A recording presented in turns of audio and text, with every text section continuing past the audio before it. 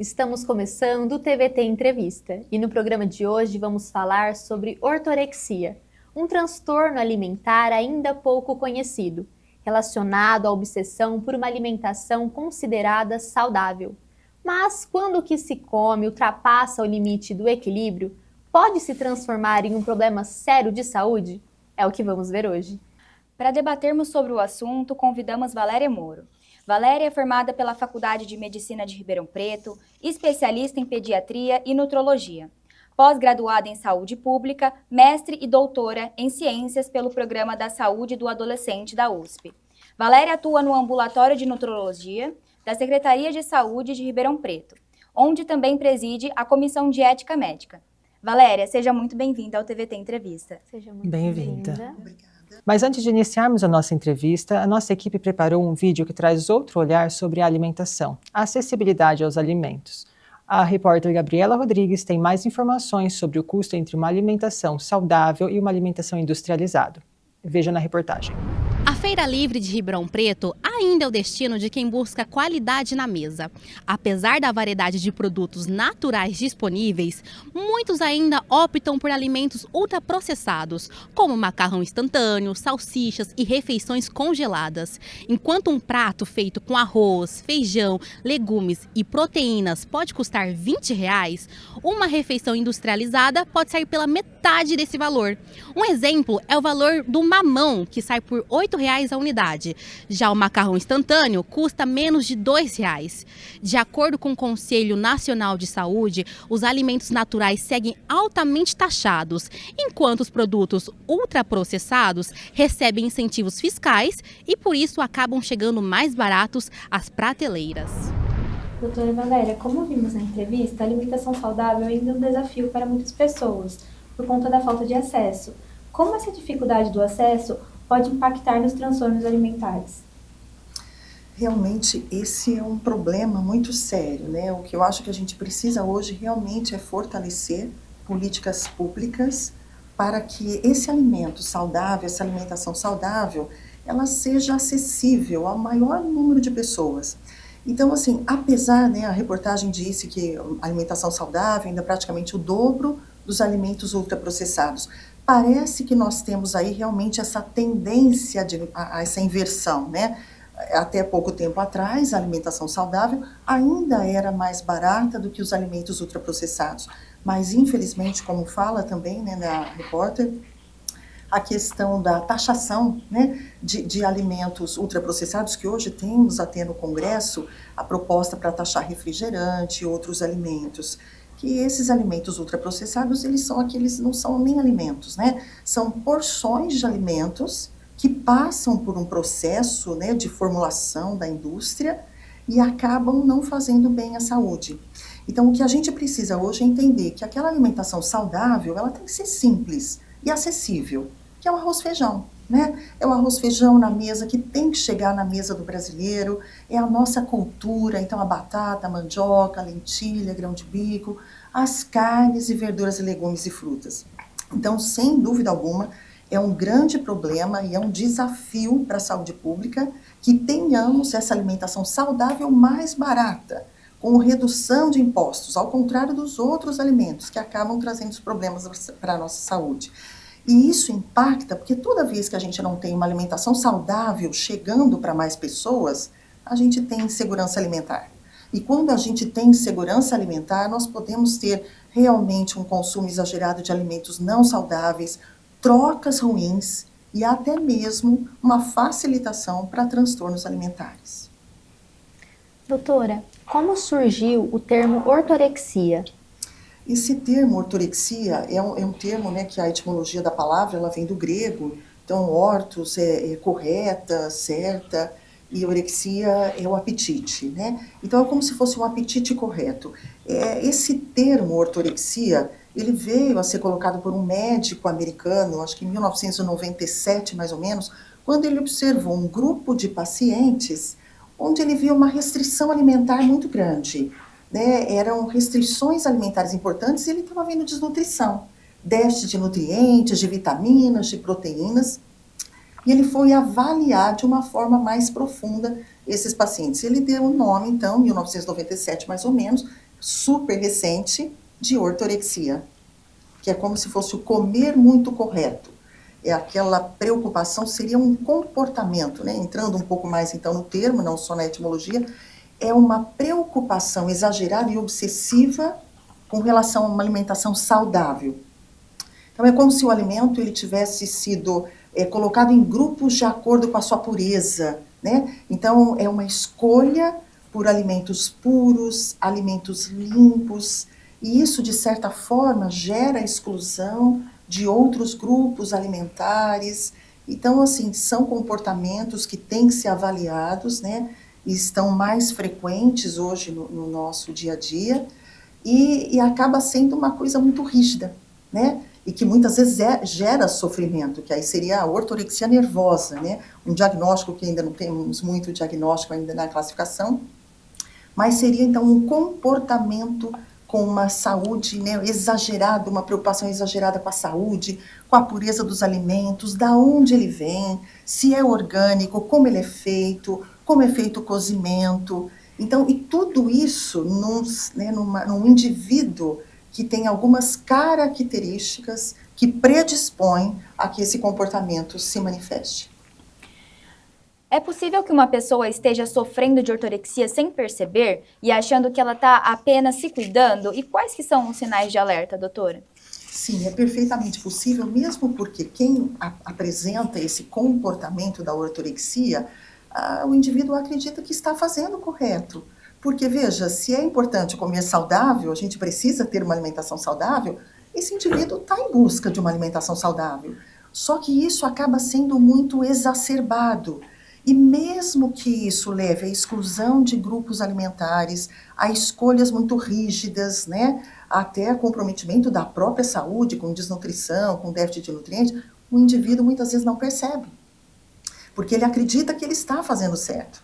Então, assim, os sinais muitas vezes são isolamento social, a pessoa não come mais perto dos outros, quer saber o que é, sente que é um grau de superioridade em relação ao outro, por exemplo, que come alimentos que não são classificados como saudáveis, né?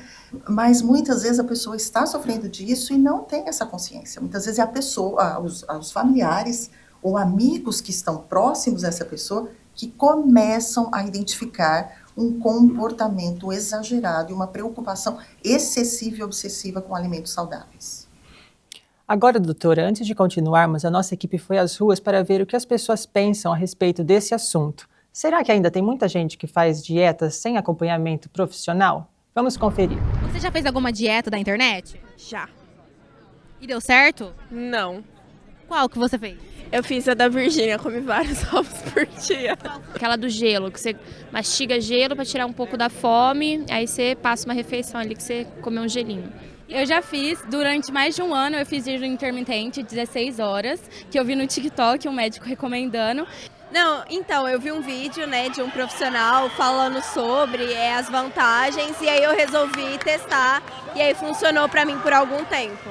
Várias, assim, receitas do TikTok, fitness, essas coisas. Já fiz jejum intermitente, fiquei mais ou menos até umas 16 horas sem comer nada. Jejum intermitente, se for ver, não é tão saudável assim, porque não é muito bom você ficar várias horas sem comer, né? Então, hoje em dia, eu prefiro ter uma alimentação mais regrada. Não, horrível. Quase fiquei doente. Fiquei doente, na verdade. Não emagreci, né? Deu um desinchaço porque eu fiquei sem comer, mas não emagreci. Engatava de noite até a hora do almoço, sem comer nada. Foi horrível. Não dá certo, gente. Olha, eu nunca fiz nenhuma dieta, mas eu já pensei em fazer, mas no final nunca tipo, realizava mesmo. Assim, eu sempre fiz dieta seguindo com um nutricionista e com alguém me acompanhando. Você indica essa receita para alguém? Não, jamais. Nada, só passar no nutricionista, né, e fazer certinho as coisas. Você faria outra? Não. Doutora Valéria, como vimos no vídeo, atualmente existem os chamados influencers da saúde, sem qualquer base científica. Quais são os perigos e como o público pode identificar esses conteúdos duvidosos? Muito boa pergunta, e mesmo porque, veja, né, no vídeo que a gente estava assistindo, é engraçado até algumas pessoas falando, olha, não façam, né, fiquei doente, tenha o segmento de um profissional. É muito perigoso, Porque, veja, você acessar esse conteúdo de um influencer, que muitas vezes não tem conhecimento científico, as dietas são dietas muitas vezes que prometem, né, uma saúde boa, prometem perda de peso, e muitas vezes sem embasamento científico. Isso é muito perigoso, e veja que é uma população normalmente predisposta, às vezes adolescentes, adultos jovens, que acabam assimilando esse conteúdo e acabam trazendo isso para as suas vidas, com riscos de desnutrição, riscos, por exemplo, como ela disse, de ficar doente, de faltar proteínas na alimentação, faltar carboidratos, porque às vezes são coisas muito radicais, né? Corte o carboidrato, onde será que vem isso, né? Corte o arroz, às vezes eu escuto isso. O arroz é um alimento super saudável que tem que estar presente no nosso dia a dia. Então, o perigo é que são dietas muito radicais que prometem muitas vezes, né, soluções miraculosas para problemas e muitas vezes as pessoas acabam acreditando nisso e trazem isso para suas vidas, com o perigo de adoecer, desnutrição, déficit de vitaminas, de proteínas, alteração de flora intestinal, uma perda de peso exagerada e, inclusive, acabam sendo fator de risco para os transtornos alimentares, como anorexia, bulimia, ortorexia e outros. Doutora, a senhora acredita que existe uma certa romantização da ortorexia nas redes sociais, como se ela fosse um sinônimo de disciplina ou até mesmo de alta performance? É preciso realmente tomar esse cuidado, porque muitas vezes o que é vendido é isso, né? Então, a alimentação saudável, gente, ela é maravilhosa, ela tem que ser equilibrada. Então, é muito importante que tudo na vida, e na verdade seja o mais difícil muitas vezes, né, não ser 880, mas que a gente tenha o equilíbrio. Então, muitas vezes o que é pregado são as questões, olha, mas aí é uma disciplina e num perfil de pessoa que muitas vezes tem uma característica que precisa daquela validação. De repente precisa da validação de, olha, ela é disciplinada, ele é disciplinado. Então, é preciso tomar cuidado, a disciplina é importante, mas não a forma como é colocada. Uma rigidez de um comportamento, exclusão de alimentos, como se aqueles outros que não fossem dentro daquele grupo não pudessem ser consumidos nunca. Então, assim, é perigosa a forma, inclusive, como é passado isso. Então, é um conceito que precisa ser divulgado. A alimentação saudável é maravilhosa, mas dentro de um equilíbrio. Não precisamos crucificar isso ou aquilo, né? E surgem nessas dietas, exclua o glúten. Por que excluir o glúten? Se tiver doença celíaca ou intolerância ao glúten, ok, mas se não tem, por qual motivo excluiremos o glúten de uma dieta da população? Tire a lactose. Por qual motivo vou tirar a lactose? A pessoa não tem problema nenhum com leite, o leite é um excelente alimento, por qual motivo tiraria? Então, todas essas questões são importantes e às vezes são passadas de uma forma como se fosse realmente algo muito bom, né? Uma performance boa. E esse indivíduo predisposto, que já tem uma certa cobrança, já tem um certo grau de ansiedade, que isso pode estar envolvido, acaba sendo muito prejudicado com essas questões. Quando a gente fala de tratamento, doutora, qual que é o caminho? A ortorexia, ela precisa de acompanhamento psicológico, nutricional ou até médico? Sim. A ortorexia, se a gente for definir como um comportamento, né? É um comportamento obsessivo com alimentação saudável. Diferente um pouquinho da ortorexia nervosa, que onde já existe até um grau de sofrimento, de angústia. Mas é importante também dizer que não está ainda no manual, né, da psiquiatria, no DSM-5 que a gente fala, que é o manual de transtornos mentais, alimentares, não está lá esse diagnóstico ainda. Então não existe ainda o diagnóstico, né, desta forma colocado e nem no CID, que é a nossa classificação internacional de doenças. Mas não é por isso que não é um comportamento que está aí no nosso olhar, que a gente tem que, né, prestar atenção a isso, saber identificar e muitas vezes classificar quando já há o sofrimento, né? E claro que precisa tratamento. E o tratamento é a equipe multidisciplinar. Então é o médico, é o nutricionista, é o psicólogo, porque são várias formas que você tem que ajudar esse indivíduo, né? É preciso trabalhar todas as questões que envolvem, inclusive a dinâmica familiar, que muitas vezes está envolvida, as questões sociais, e o psicólogo vai ter uma importância muito grande, né, no tratamento, inclusive, assim como o profissional nutricionista, para trazer novamente um equilíbrio nessa alimentação. Trazer de novo alguns alimentos para aquela vida de acordo com o que a pessoa acredita, com as suas crenças, né, e tirar um pouquinho desse tudo ou nada. Tá? Então é muito importante, o profissional médico, o nutricionista e o psicólogo é uma equipe junto para fazer o tratamento desses comportamentos. Doutora, e a saúde pública, ela está preparada para atender esses casos? Por exemplo, em Ribeirão Preto, que é uma cidade do interior, e nós estamos fora dos grandes centros como São Paulo, Rio de Janeiro. Aqui a saúde pública também está preparada para identificar esses casos e tratá-los? Eu acredito que aqui nós somos realmente um grande centro de referência, com muitas universidades, né, inclusive faculdade de medicina.